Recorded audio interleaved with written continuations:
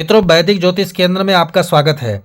जब कुंडली में 3 ग्रह एक भाव में बैठते तो उनका फल क्या होगा, उन 3 ग्रहों का आपसी में जब संबंध बनता है तो फल क्या होगा, उसके बारे में डिटेल से चर्चा कर रहे हैं। मित्रों, हमें यह देखना है सबसे पहले वो 3 ग्रह हैं कौन, 3 ग्रहों का आपसी स्वभाव तालमेल कैसे मिलता है, उनको हमें देखकर ही भाव फलादेश हम कर सकते हैं।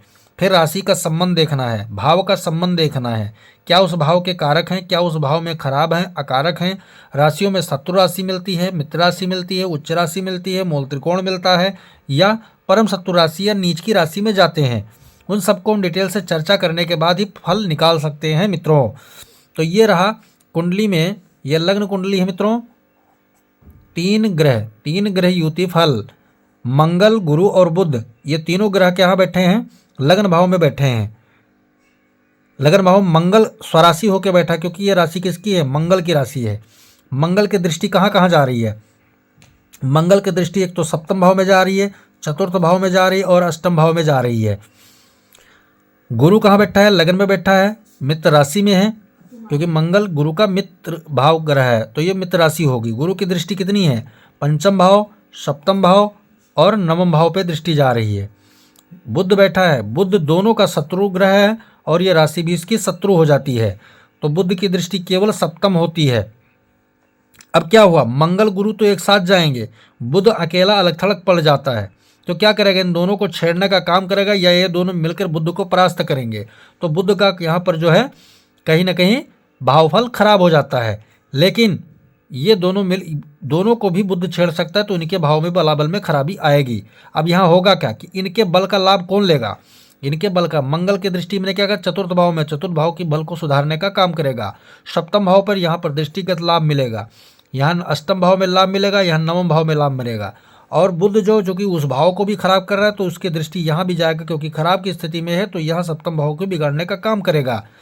अब तीनों को मिलाकर के जो नैसर्गिक फल निकल के आता है मित्रों, वो क्या होगा, वो क्या स्थिति होगी, तो आप देखेंगे कि तीनों ग्रह मिलकर व्यक्ति को जो देंगे वो क्या बनाएंगे, वेदज्ञ बनाएंगे, क्योंकि गुरु ज्ञान का कारक है, गुरु ज्ञान का कारक है, तो उसको ज्ञान देंगे, ज्ञान को कैसान करने का काम करेंगे, यानी अपने ज्ञान से कमाएगा खाएगा व्यक्ति, संपन्न रहेगा। गुरु के कारण पद भी मिल सकता है, मंगल के कारण, मंगल पद का कारक होता है, पराक्रम का कारक होता है, तो मेहनती भी होगा व्यक्ति, पद पराक्रम उसको मिलेगी, प्रतिष्ठा मिलेगा, गुरु और मंगल उसको दे रहे हैं। लेकिन साथ साथ उस व्यक्ति के निंदक भी होंगे, निंदक भी होंगे। क्यों, क्योंकि वाक और पटुता में कहीं ना कहीं उसके जो है चालाकी या कुछ भी गड़बड़ी नजर आने के कारण निंदा भी होगी उसकी।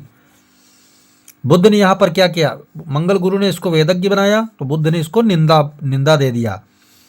मंगल गुरु ने मिलकर इसको चित्रपट फिल्मी दुनिया में भी ले जाने का काम कर सकते हैं, तो बुद्ध क्या करेगा, चतुराई चालाकी या चालबेसी या बेशर्मी साथ में देगा। वही व्यक्ति फिल्म में सफल हो सकता है जिसके पास बेशर्मी हो, निडरता हो, वाकपटुता में चालबेसी हो, चालाकी हो।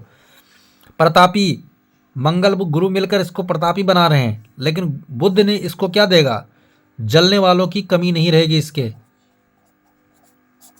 साथ साथ में जलन भी पैदा कर देगा। मंगल गुरु मिलकर इसको परोपकारी बनाने का काम करेंगे, लेकिन कहीं ना कहीं परोपकार से जलने वालों की कमी नहीं रही, या परोपकार की निंदा करने वालों की कमी नहीं, या परोपकार के द्वारा कहीं कहीं चूक होने का